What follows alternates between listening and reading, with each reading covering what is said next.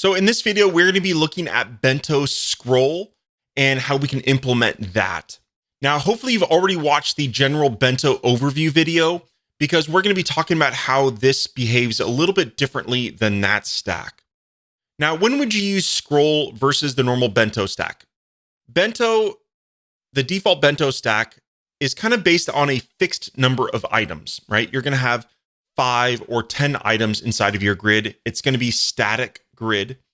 Whereas Bento scroll, it can have actually an infinite number of items. It just scrolls, and we create generic rules to essentially create our grid that has an unlimited number of items within it.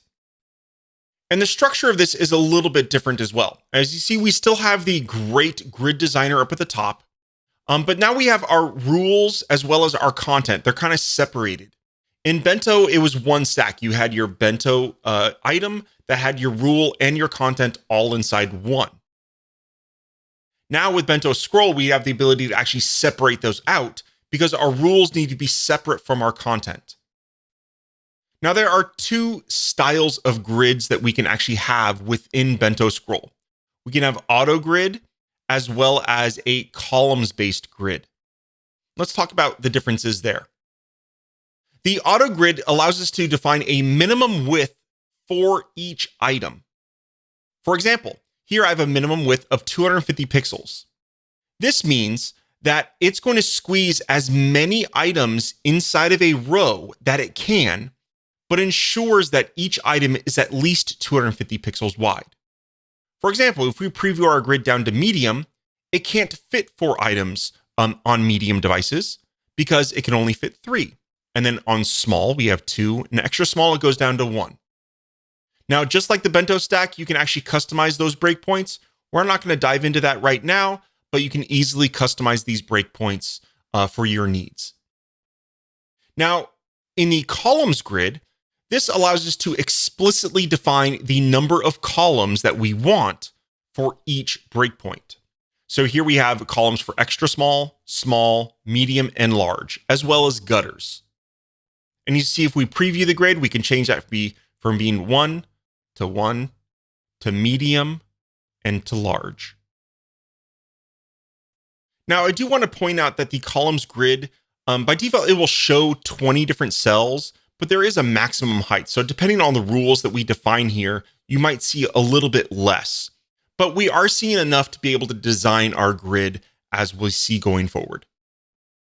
So as I said earlier, we can go ahead and manually add as much content as we want. Here I just added a container and a header, similar to what we did in the Bento video. And I'm just going to copy and paste a bunch of these out onto the page. So here I've just copied and pasted a ton of these. This is just going to be all the same content in our grid, but you can actually go ahead and add your own content and probably make it a little bit more interesting than just a header inside of a gray box. So if we preview this grid, you'll see that we have all of our content and the grid dynamically changes based on the rules that we've defined. This is the auto grid. So as soon as we're able to have another set of another column that has a minimum of 250 pixels, it will add another column. But this isn't too exciting. Like, this isn't Bento, right? This is just a run-of-the-mill grid. So let's go ahead. How can we go ahead and make this a little bit more exciting? Now, I also want to add that Bento scroll supports some really interesting integrations with stacks such as feeds, particle generator, and total CMS to dynamically generate our content for us. Now, in this example, I'm using particle generator, which is a part of our slot machine stack set, to quickly generate 50 items within Bento scroll so we can really test out and see how our grid is going to look and behave. So now let's have a look at the Bento rules inside Bento scroll so that we can go ahead and start making our layouts a little bit more interesting. Just like the normal Bento stack, all of our rules have colors, and we can go ahead and change those colors to be whatever we like. And those colors will then be reflected on every single item in the grid that is actually applied by that rule. So here, we can locate items, and the very first one is default rule. So we can actually target a rule for every single item in the layout. We can do first item, as you see, which is number 1. We can do last item, which will then target the very last item in the grid. We can target every odd, every even, an exact number. So in this case, we want to target number 3 or maybe number 8, right? So we want to have a rule for a very specific cell. This is kind of similar to having a very specific rule like in our original Bento stack. Next is one of my favorites is actually the nth item. And this allows us to do something like every third item or every fourth item, every fifth item, right? So it's very interesting. It allows us to really add some really kind of randomness or what seems like randomness to our layouts. So that's all about locating our items.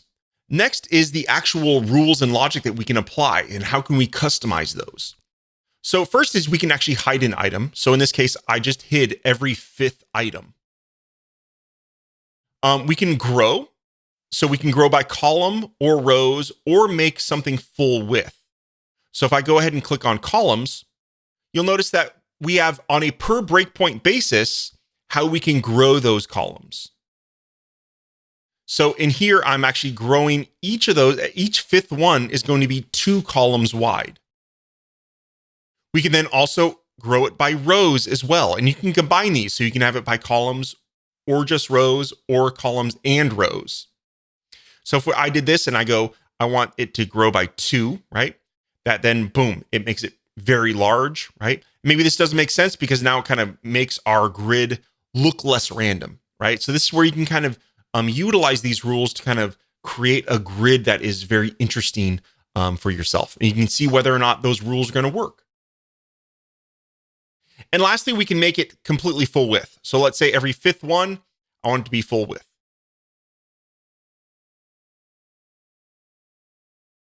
Next is column positioning. Now, this column positioning and row positioning probably don't make too much sense for nth items, but allows us to define a start and ending position for our items. So let's say we want every fifth item here, it's going to start at column 1, right? We can say we want it to start at column 2 or column 3, right? If we started it at column 2 and then we ended at column 4, as you see, this is kind of another way of controlling the sizing as well. And then you can also customize the row position. So where do we want all the fifth ones to maybe go to the top or go to the, we can actually stretch them as well. So we have row start and row end. These are definitely more advanced settings that are probably going to cover maybe some edge case scenarios. But most of the time we're going to stick with either visibility or the sizing of columns and rows. And just as we saw in the normal Bento, we can actually then stretch or align our content so that most of the time you're going to want either middle or stretch, depending on what your content is. Now, the last settings here are very interesting. And what these do, it enables some custom classes that you can target things inside of your items. So what that means is, in this case, every fifth one, anything that has the class of show me is going to be displayed. Anything that has the class hide me will be hidden. So you can add a class to any content within the every fifth item, and hide me will hide that item, but only in every fifth item. This allows us to have a lot of really interesting control where maybe based on our layouts, we want to show or display content. So what I'm going to do now is I'm going to show you how you can build this grid. This grid on the Weaver Space Stacks page is using Bento Scroll. And I'm going to show you how we can design this exact grid, especially this layout. I mean, all these hover effects aren't done by Bento. That's all done with swatches and other things. But the actual, just the grid layout is done using Bento Scroll. Okay, so what I'm going to do here is on the very first item in my grid, I want it to actually be large. So what I'm going to do is I'm going to make it take up 2 by 2. So we're going to go ahead and say the very first item, it's going to grow by our columns is going to be 2. Okay. Actually, I want these to be a little bit different. We're going to make it on small and on mobile devices, it's going to be 1. And on medium large, it's going to be 2. And I want the same exact thing on rows. Then we're going to add a new rule. And what I'm going to do is I'm going to go down to nth item. And let's just change the color a little bit. So we use that color. And we're going to do every 9th item. And in every 9th item, what I want to do is I want to just grow by the columns. And I'm going to make them 1, 1. And I'm going to make them 3 columns wide. So they're going to be really wide. So every 9th item is going to be wide. And then what I want to do is let's go ahead and copy and paste. And I'm going to make this every 8th item. And let's change the color of that so we can kind of see. And every 8th item, we're going to make this, we're going to grow the columns as well as the rows. And so we're going to make them grow to 2 by 2. Actually, one other thing I did is on the thing, instead of 250, I made it a little bit smaller. So it's 225 pixels. So just so we can get a little bit more content in there. And let's go ahead and preview that. So as you see here in large, okay, here we're on the large breakpoint. We know that because of our measure stack. And we can go ahead and resize. Now you'll notice that some of these aren't getting stretched because I don't have a lot of content in there. But we know the fix for that.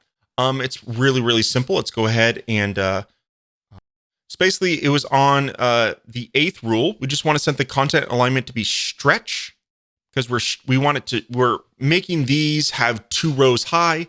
So we want to make sure we stretch those. And then on the first one, we're also stretching the rows on those. So we want that to stretch as well.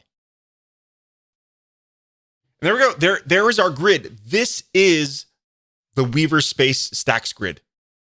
Okay. We have a large item here, a bunch of smaller ones.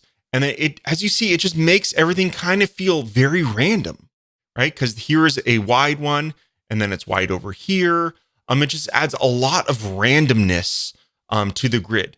Now, I know this just has some dummy content in there, but again, as we add in our own images and content, it's going to kind of make this grid look much more dynamic with images and colors. And Bento is going to make sure that everything grows and aligns with each other. All dynamically, you don't need to do any of that. Really, really cool.